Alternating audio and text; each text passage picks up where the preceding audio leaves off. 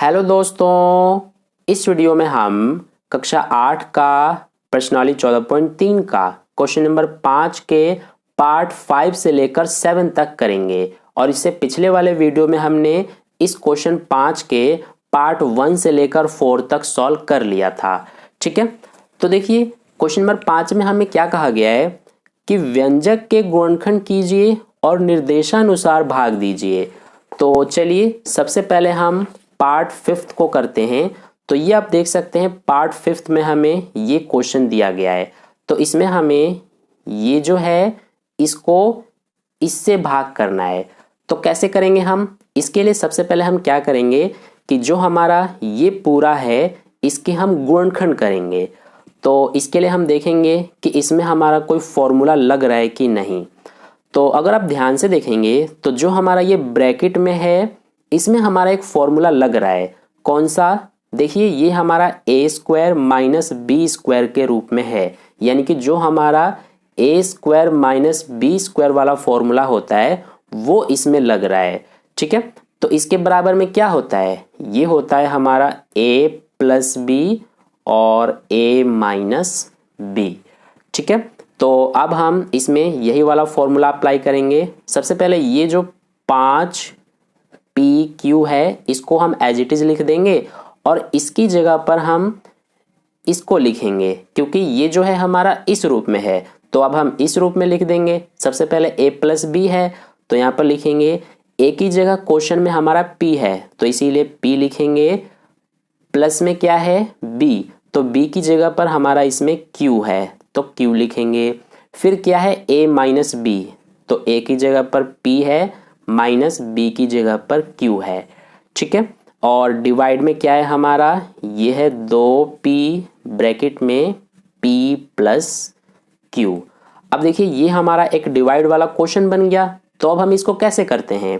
सबसे पहले ये जो है इसको तो हम उतार देंगे 5pq ब्रैकेट में p प्लस क्यू फिर p माइनस क्यू। और ये जो डिवाइड का निशान है इसका मतलब क्या होता है?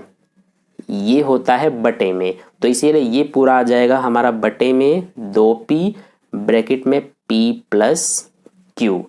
अब देखिए ध्यान से, ऊपर भी p प्लस क्यू है नीचे भी p प्लस क्यू है, तो इसीलिए इससे हमारा ये कट जाएगा।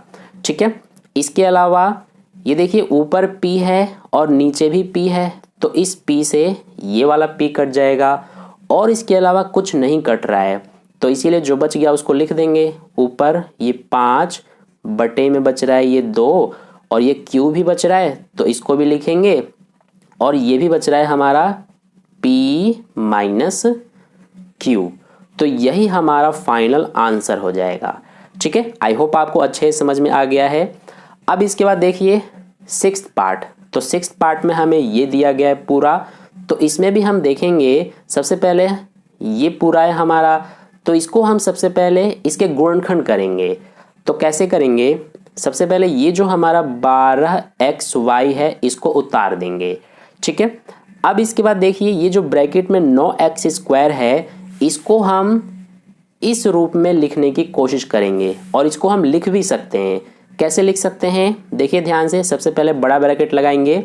9 को हम क्या लिख सकते हैं? 3 लिख सकते हैं और ये x और इस पूरे का होल स्क्वायर, क्योंकि देखिए 3 का जब स्क्वायर करेंगे तो 9 आ जाएगा, x का स्क्वायर करेंगे तो x स्क्वायर आ जाएगा। ठीक है, माइनस है तो माइनस लगाएंगे। 16 को क्या लिख सकते हैं? 4 और ये y और इस पूरे का होल स्क्वायर, क्योंकि 4 का स्क्वायर करेंगे तो 16 हो जाएगा, y का स्क्वायर करेंगे तो y स्क्वायर हो जाएगा। तो इस तरह से हम लिख सकते हैं। अब अगर आप इसको ध्यान से देखेंगे तो ये हमारा इस रूप में बन गया। देखिए ये हो गया a स्क्वायर माइनस ये हो गया b स्क्वायर।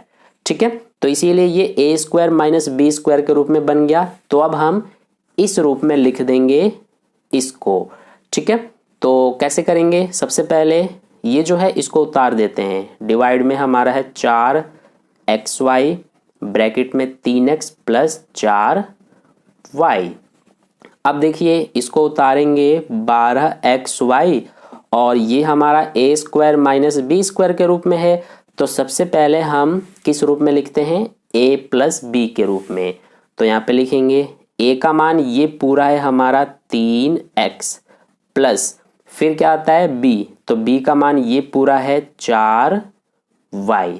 फिर किस रूप में लिखते हैं, a माइनस बी के रूप में। तो यहाँ पे लिखेंगे a यानी कि 3x माइनस b यानी कि 4y। ठीक है, ये हो गया। और डिवाइड में क्या है हमारा 4xy ब्रैकेट में 3x प्लस 4y। अब इसके बाद ये हमारा एक डिवाइड वाला क्वेश्चन बन गया। तो इसको भी हम आगे कैसे करते हैं, इस तरह से लिख देते हैं बटे में। तो ये हमारा है 12xy ब्रैकेट में 3x प्लस 4y और 3x माइनस 4y, और ये आ जाएगा हमारा पूरा बटे में 4xy ब्रैकेट में 3x प्लस 4y। अब देखिए ऊपर भी 3x प्लस 4y, नीचे भी 3x प्लस 4y, तो इसीलिए इस पूरे से हमारा ये कट जाएगा। और इसके अलावा ये देखिए 12 और 4 भी कटेंगे, 4 के पहाड़े से एक बार में और ये 3 बार में, और ये xy से xy भी कट जाएगा। ठीक है, तो अब हमारे पास ऊपर सिर्फ 3 और ब्रैकेट में ये बच रहा है 3x माइनस 4y, नीचे तो कुछ बच ही नहीं रहा, तो इसीलिए यही हमारा फाइनल आंसर हो जाएगा। ठीक है, तो ये हो गया हमारा 6th पार्ट का आंसर कंप्लीट। अब इसके बाद देखिए लास्ट है हमारा ये 7th पार्ट। तो इसको कैसे करेंगे, इसमें सबसे पहले ये जो पूरा आप देख रहे हैं, तो इसके हम क्या करेंगे, गुणनखंड करेंगे। तो इसके लिए सबसे पहले ये जो है 39y की पावर 3 इसको उतार देंगे। अब इसको हम क्या करेंगे कि इसमें हमारा कुछ कॉमन दिख रहा है, यानी कि ये जो 50y स्क्वायर माइनस 98 है, इसमें हमें कुछ कॉमन दिख रहा है।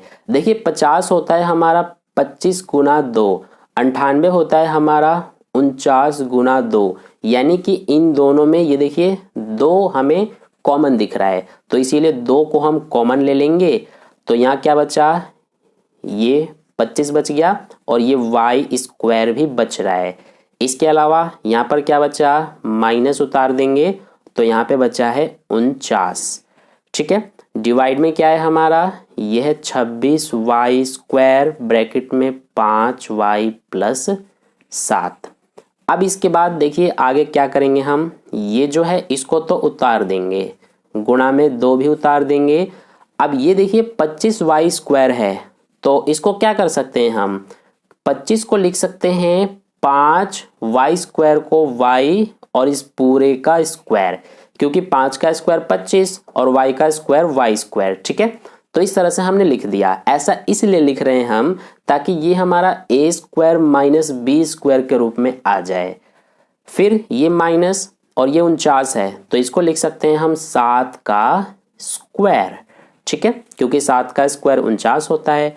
डिवाइड में क्या चल रहा है, 26y स्क्वायर ब्रैकेट में 5y प्लस 7।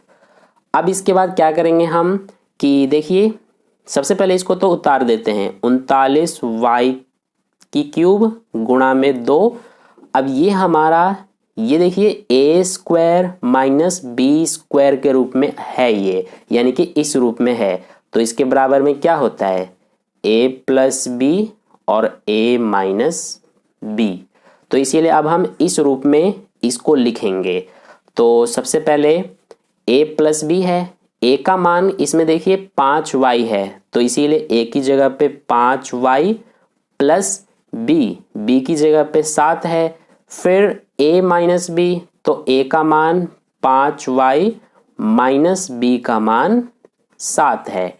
ठीक है, और इसके बाद डिवाइड में क्या है हमारा, 26y स्क्वायर ब्रैकेट में 5y प्लस 7। तो अब हमारा ये डिवाइड वाला क्वेश्चन बन गया। तो आगे हम कैसे करते हैं इसको, सबसे पहले इसको उतारेंगे, 39y की क्यूब गुणा में 2 ब्रैकेट में 5y प्लस 7 और 5y माइनस 7, ये हमारा आ जाएगा बटे में 26y स्क्वायर ब्रैकेट में 5y प्लस 7। तो देखिए अब ये 5y प्लस 7 ऊपर और नीचे भी 5y प्लस 7, तो इससे ये कट जाएगा। इसके अलावा ये दोनों 13 के पहाड़े में आते हैं। ये 13 दूना 26 2 बार में, और ये 13 तिया 39 3 बार में। ठीक है, और इसके अलावा ये देखिए 2 से 2 कट गया। अब इसके अलावा ये देखिए ये y क्यूब है, इसका मतलब y हमारा 3 बार है, और नीचे y स्क्वायर है, यानी कि y जो है ये 2 बार है, क्योंकि y गुणा y स्क्वायर होता है, और y का 3 बार गुणा करेंगे तो y क्यूब होता है। तो ये 1 2 और ये 1 2 कट जाएंगे, 2 बार ऊपर y से, नीचे वाला 2 बार y कट गया, तो सिर्फ y बच रहा है। यानी कि इन दोनों को हम काटेंगे तो सिर्फ हमारा ऊपर y बचेगा। तो अब हम ये जो बच रहा है 3 इसको लिखेंगे, और यहाँ पर y बच रहा है और ब्रैकेट में ये बच रहा है, यानी 5y माइनस 7। तो यही हमारा आंसर हो जाएगा। ठीक है, तो ये हो गया हमारा लास्ट 7th पार्ट का सॉल्यूशन कंप्लीट। तो इस तरह से क्वेश्चन नंबर 5 का सॉल्यूशन कंप्लीट हो गया पूरा। आई होप आपको अच्छे समझ में आ गया है। तो अगर आपको वीडियो अच्छा लगा है तो वीडियो को लाइक ज़रूर कर देना, और अपने दोस्तों के साथ भी शेयर कर देना, ताकि उन्हें भी इससे बेनिफिट मिले। और अगर आपने अभी तक चैनल को सब्सक्राइब नहीं किया है तो चैनल को सब्सक्राइब कर लेना, ताकि नेक्स्ट वीडियो जैसी अपलोड की जाए उसका नोटिफिकेशन सबसे पहले आप तक पहुंच जाए। तो फिर मिलते हैं नेक्स्ट वीडियो में। धन्यवाद।